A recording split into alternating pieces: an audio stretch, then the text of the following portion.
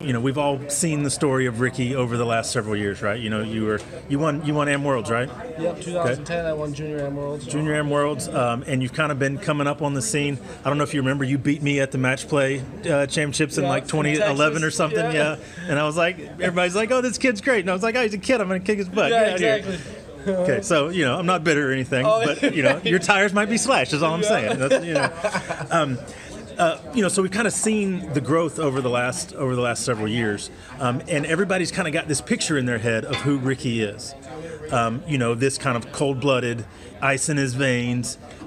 But even right now, you're smiling. Like, I know you to be not that guy off the course. Yep. So, what's the real Ricky? Is it the ice-blooded guy? Is it the goofy guy? Who's the real Ricky? So there's two sides to me, and as you just said, there's the tournament mode, everyone calls it, and everyone on tour knows that when I get to tournament mode, come the start of the tournament, it's all serious, all focused, and then, you know, come Monday, then it's all smiles. So I can be both. It's either, for me, it's either all smiles or all focus. You said, you know, once Monday comes, you're a different guy. So what are you doing? If we took disc golf out of your life, what would you spend your time doing? I enjoy a lot of different sports. I've always been athletic. I've always been playing basketball. I go bowling, cornhole, ice skating. I do it all. Have you ever played cornhole while ice skating? Actually, no. That's a good question, but I have not. Okay, so you didn't just play baseball. I mean, like, you were pretty far into baseball, right? And looking at maybe doing like college career playing baseball, right? Yeah. I've always, you know, in high school actually is when I kind of took a break. You know, it's basically I made the decision whether I wanted to put all my eggs in baseball or all my eggs in disc golf. And in high school, I decided to choose baseball. It's a funny story, actually. My dad forced me to try out. I didn't really want to because I was getting heavy into disc golf at the time.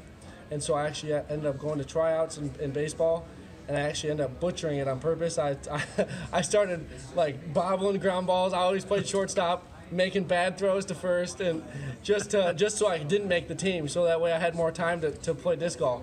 And so, looking back at it, it was probably not the greatest idea, but I was striking out in batting practice during tryouts and stuff, just so that I could tell my dad I didn't make it, so I could, you know, go have more time for tournaments and practice at the local course, getting repetitions and good practice for this. So hopefully he's not finding that out right now. Yeah, good thing he's not tech savvy. He's not going to watch this. So he doesn't know you tanked the tryout on purpose? No, he still doesn't know. So don't tell him, please, next time you see him at a tournament.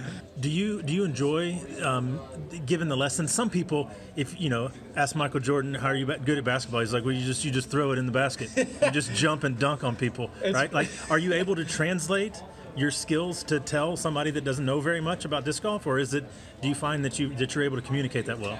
It's funny because I used to be really bad at it. I used to just be like, people would try to ask me, I'd be like, just chuck it down the fairway. If you hit a tree, you make it in. Just putt it. It goes in. Putt it up Every time I throw it, it goes in. Right. So that's the funny thing is I can relate to what Michael Jordan has said, because early in my career I was like that. I didn't know what I was doing. I just knew that if I reached my arm back and hook it as far as I could throw it in the direction I wanted to and hit the putt.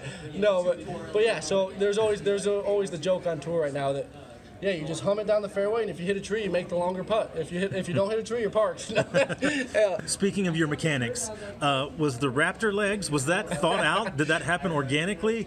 Or now, do you hit a big putt, and do you think, I have to do that? Everybody's expecting me to do that? Right. How does that work? Yeah, so it's kind of just, like, to answer your question, it's been organically created, basically, throughout.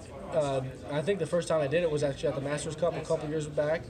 And I just made a long putt, and I had so much emotion, I didn't know what to do. I was like, I'm so pumped right now, what do I do? I think we've seen that putt once or exactly. twice. So I just kind of, like, started running all crazy and, like, I didn't care what I was doing. Basket. Yeah, I didn't care what people thought of what I was doing. I was just so pumped, I didn't care about anything. So that was kind of like, that's where it got created. And then now, like you said, people are expecting me, if I hit a long putt late in a round or something for a win, then people are like, oh, break out the Raptor legs. It's kind of like trademark now that, you know, if I make a long putt, then I got a Raptor leg it. And so people always say, oh, is that Raptor range? And I always tell people, it's got to be outside 40 feet to be Raptor range. You know, Raptor range, a 10-footer to yeah, win a exactly. tournament? It doesn't work like that. You gotta have some time, because you gotta get those high legs. So you gotta have, like, at least 40 feet before, otherwise you're running to the basket.